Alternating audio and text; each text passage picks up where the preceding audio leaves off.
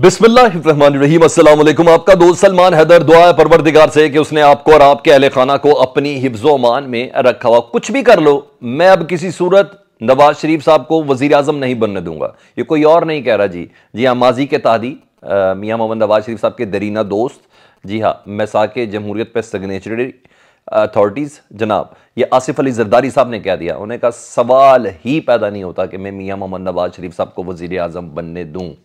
हमने माजी में एहसान किया था पीडीएम के शहबाज शरीफ को वज़ीर आज़म बना के, लेकिन उन्होंने किसी 2 टके का भी काम नहीं किया।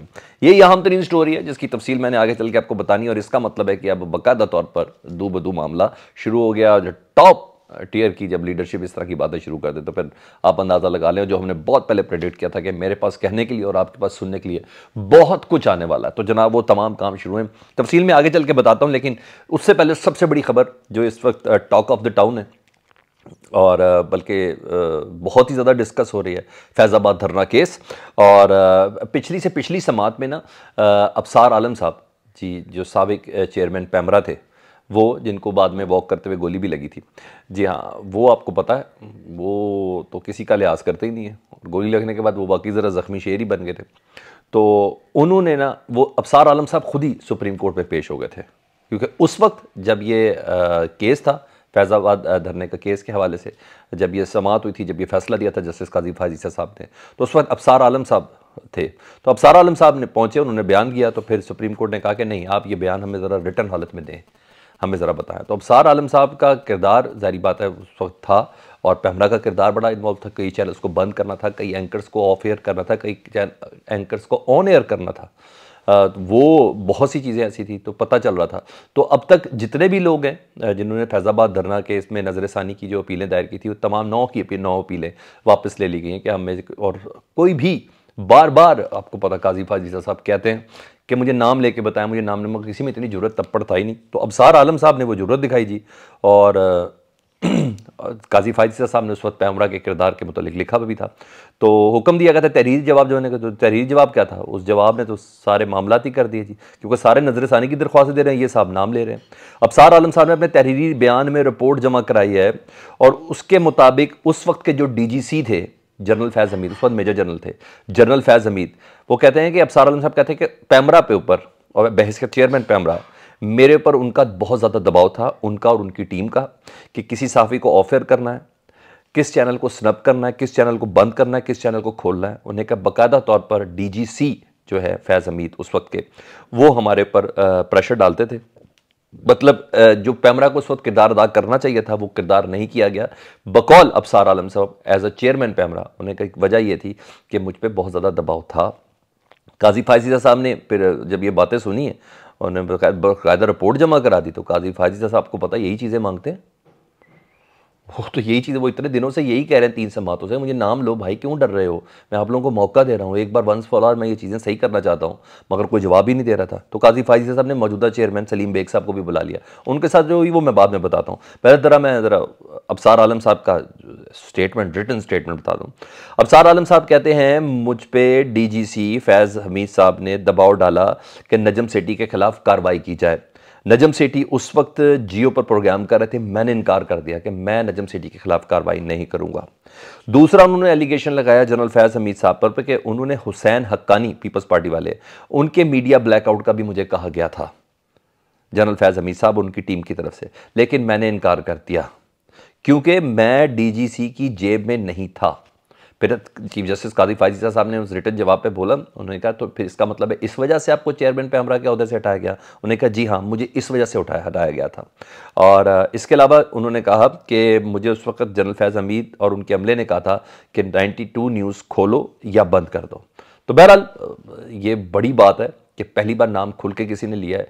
अब तक MQM अपनी वापस ले चुकी है दरख्वास्त नज़रसानी की, PTI अपनी दरख्वास्त वापस ले चुकी है, पैमरा अपनी दरख्वास्त वापस ले चुका है, FI अपनी दरख्वास्त वापस ले चुका है, गवर्नमेंट अपनी एक वाहिद शख्स है अबसार आलम जिसने बाकायदा तौर पर नाम लिया, क्योंकि किसी के अंदर भी इतनी ज़रूरत नहीं थी कि वो ये तमाम नाम ले सकता कि फैज़ाबाद धरना अमल दरामद केस में उस वक्त किसके ऊपर किसका कितना दबाव था। तो अब पता चल गया कि डीजीसी जो थे उस वक्त के, वो बहुत बड़ा फैक्टर थे।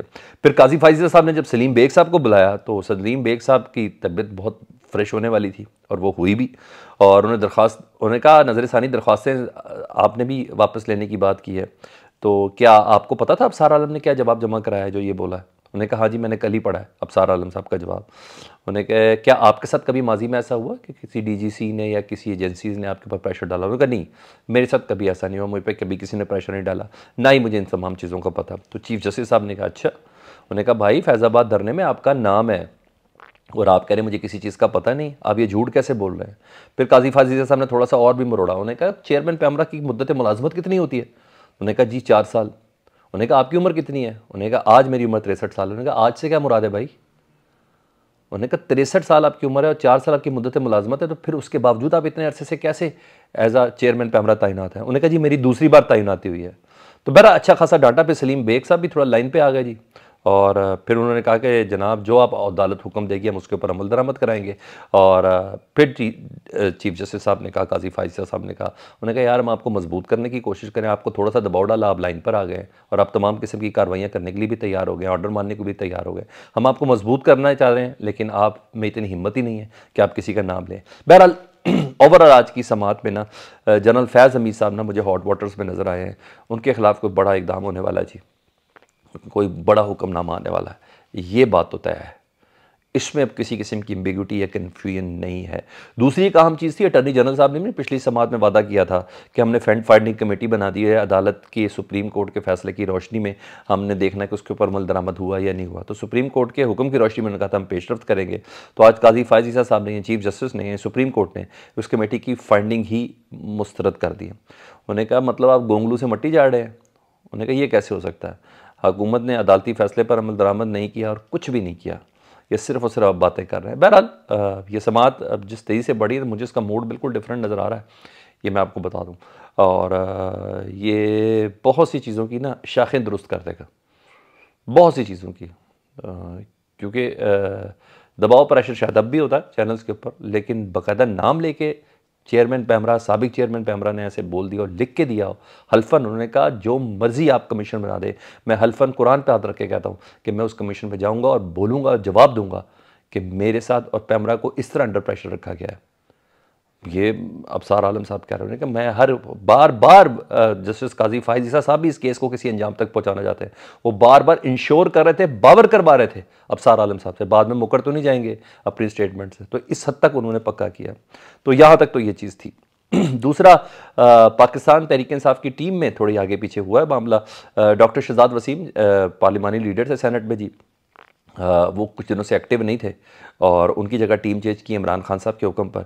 तो सेनेट में जो पार्लिमानी लीडर हैं जी, वो सेनेटर अली ज़फ़र साहब को पार्लिमानी लीडर मुकर्रर कर दिया गया है ताकि पाकिस्तान तहरीक इंसाफ का जो पॉलिटिकल वर्जन है वो सेनेट में या ऐवान बाला के अंदर जो वो पेश किया जा सके।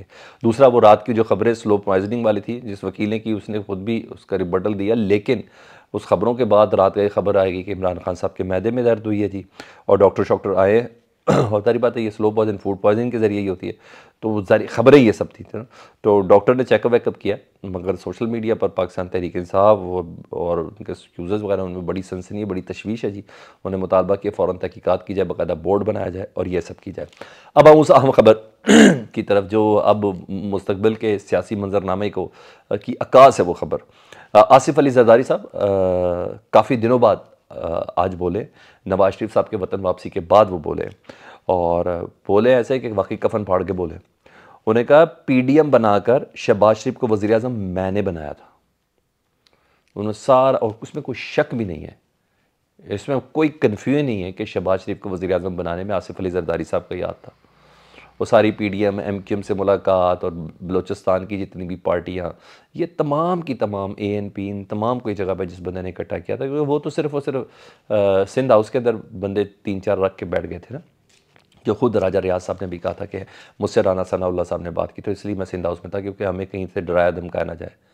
तो अदरवाइज़ तो सारा क्रेडिट तो जो मेन अकाउंट था वो सारे का सारा आसिफ अली जरदारी साहब का था। तो आसिफ अली जरदारी साहब ने अपने कहा है कि उन्होंने कहा पीडीएम बनाकर शहबाज शरीफ को वज़ीर आज़म मैंने बनाया, मगर उन्होंने कोई काम नहीं किया। हालांकि उनका बेटा कह रहा था, मुझे ऐसा लगता है जैसे शहबाज शरीफ पीपल्स पार्टी के वज़ीर आज़म हैं। हालांकि उनके साहबजादे कहते हैं कि हमें सिंध में शहबाज शरीफ स्पीड की ज़रूरत है, मगर अब आसिफ अली जरदारी साहब को कौन टोक सकता है, कौन रोक सकता है? यही है जिन्होंने अभी मुस्तकबिल की सारी चीज़ें तय करनी है और बनानी है और एक बयानिया देना है। उन्होंने कहा शहबाज शरीफ को वज़ीर-ए-आज़म मैंने बनाया मगर उन्होंने कोई काम नहीं किया, मैं अब नवाज शरीफ साहब को किसी सूरत वज़ीर-ए-आज़म नहीं बनने दूंगा, बल्कि मुल्क का आइंदा वज़ीर-ए-आज़म जो है वो पीपल्स पार्टी से होगा। अपने ही शहर में वो जी पीपल्स पार्टी के हमारे से गुफ्तगू कर रहे थे, पीपल्स पार्टी के ऊपर भी बहुत तनकीद हो रही है, बहुत ज़्यादा, कि आप कहाँ बैठे हैं, आप करना क्या है क्या नहीं, की तसल्लियाँ बड़ी थी। बहरहाल ये खुल्लम खुल्ला आसिफ अली जरदारी साहब ने कह दिया, ये मास खुल गया और लगता है अब बाकायदे ये झगड़े में और मैं रिपोर्ट करूँगा और आप सुनेंगे। आपको क्या लगता है? फीडबैक में ज़रूर आगे कीजिएगा। अपना बहुत ख्याल रखिए। अल्लाहुम्मा सल्ली अला मुहम्मदिन व आले मुहम्मद।